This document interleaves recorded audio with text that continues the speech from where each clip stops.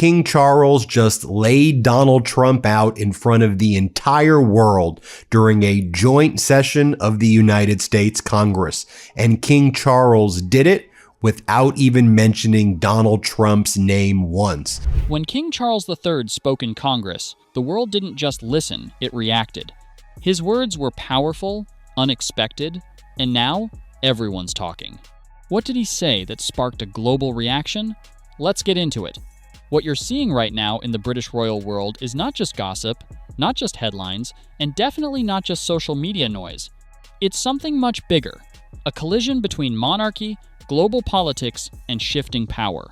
And one of the most surprising pieces of this puzzle is how King Charles III has recently been perceived as stepping into a global political narrative without ever directly saying a single name. At first glance, it looks like a routine royal speech, diplomatic, balanced, and carefully worded. But when you examine the substance of what was said, the timing, and the reactions, it becomes clear that something more calculated was happening. The speech focused heavily on democracy, constitutional balance, and global alliances, particularly NATO and Ukraine, all themes that carry enormous political weight in today's world. In fact, Charles emphasized that America's words carry weight and meaning, stressing the importance of credibility and responsibility in leadership. That line alone might sound neutral, but in the current global climate, it becomes a pointed observation. It indirectly touches on how global leaders are judged not just by their power, but by their consistency and reliability. This is where the interpretation begins to shift. Because while Charles never mentioned any individual directly, the themes he chose, truth, responsibility, alliances, align closely with ongoing debates surrounding figures like Donald Trump. The speech also highlighted how executive power must be balanced and constrained, referencing the historical importance of the Magna Carta in shaping democratic accountability. That is not a random historical footnote. It is a reminder that no leader operates above the system. And this is where Charles's role becomes fascinating. As a constitutional monarch, he is not supposed to engage in direct political commentary. Yet monarchy has always had a second language, one of symbolism, timing, and subtle messaging. Instead of confrontation, it uses implication. Instead of criticism, it uses principle. What Charles delivered was not an attack, but a framework, and within that framework, listeners can draw their own conclusions. The speech went further, touching on NATO's role in global stability and the need to support Ukraine. This is particularly significant because NATO has become a dividing line in modern geopolitics. By reaffirming its importance, Charles was reinforcing a long-standing Western alliance structure. Again, no names were mentioned, but the message was clear. International cooperation matters, and weakening it carries consequences. What makes this even more compelling is the contrast between traditional royal neutrality and modern expectations. In the past, such a speech might have passed quietly, seen as routine diplomatic language. Today, every word is analyzed, clipped, and debated. Social media, political commentators, and global audiences are constantly searching for hidden meaning. In that environment, even a carefully balanced speech can become a perceived statement of position. At the same time, Charles also spoke about faith, unity, and respect across communities. He described the Christian faith as an anchor and emphasized interfaith understanding as a path toward peace. This section of the speech might seem separate from politics, but it actually ties into the same broader theme, stability. Faith, tradition, and shared values are being presented as grounding forces in a chaotic world. But here's where the situation becomes even more layered. While Charles is delivering these carefully constructed messages, the monarchy itself is undergoing internal pressure. His health issues, the rise of Prince William as a more active figure, and ongoing controversies involving other family members are all shaping how the institution operates. In many ways, Charles is navigating two roles simultaneously. On one side, he is the symbolic head of a centuries-old institution. On the other, he is a modern figure dealing with real-time global crises, media scrutiny, and political interpretation. Balancing those roles is incredibly difficult, and every public appearance becomes part of that balancing act. This is why the tone of his speech matters so much. It is not aggressive, it is not confrontational, but it is firm.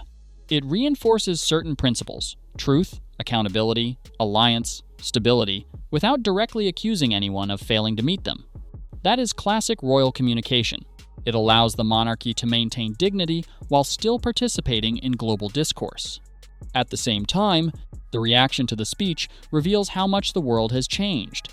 In previous generations, a monarch's words might have been taken at face value. Today, they are instantly interpreted through political lenses. Supporters of different leaders will hear different things. Some will see the speech as a defense of democratic values. Others will see it as subtle criticism of specific policies or figures. And this brings us to the larger question: what role should a monarch play in modern politics? Traditionally, the answer is simple: none. A constitutional monarch reigns but does not rule. They represent continuity, not policy. But in reality, the line is not always so clear. When global stability is at stake, when alliances are shifting, and when democratic principles are being debated, even symbolic figures become part of the conversation. Charles's speech illustrates this tension perfectly. He is not making policy decisions. He is not issuing directives, but he is shaping the narrative. He is reinforcing certain ideas about leadership, responsibility, and cooperation. And in doing so, he inevitably enters the political arena, even if only indirectly. There is also another layer to consider: timing. This speech did not happen in isolation. It came at a moment when global politics is highly polarized, when trust in institutions is under pressure, and when the role of Western alliances is being questioned. In that context, every statement carries more weight than it might otherwise. Interestingly, the speech also included a strong environmental message, warning about the collapse of natural systems and the risks it poses to security and prosperity.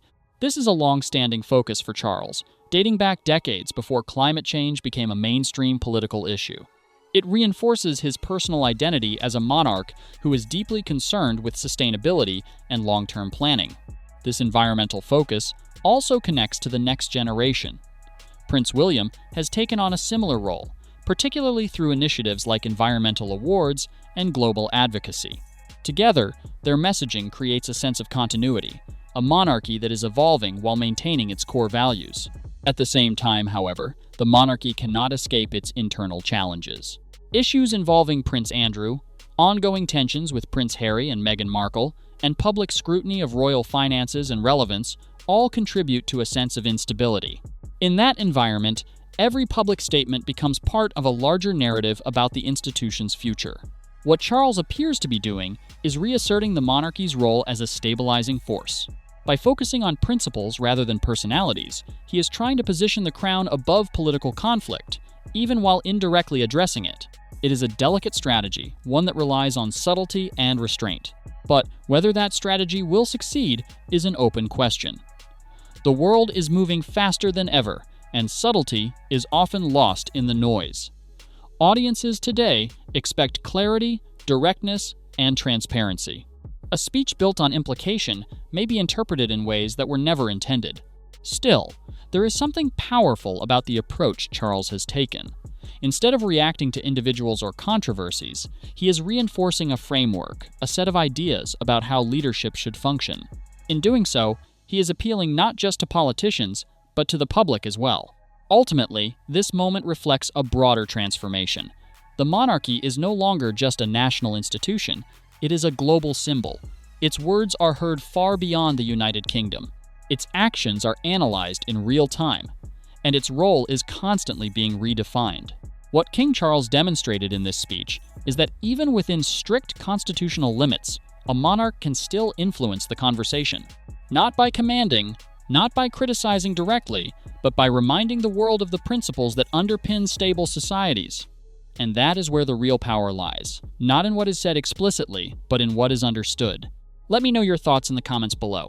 And if you found this video insightful, don't forget to like, subscribe, and turn on notifications so you never miss the latest global updates. Thanks for watching, and I'll see you in the next video.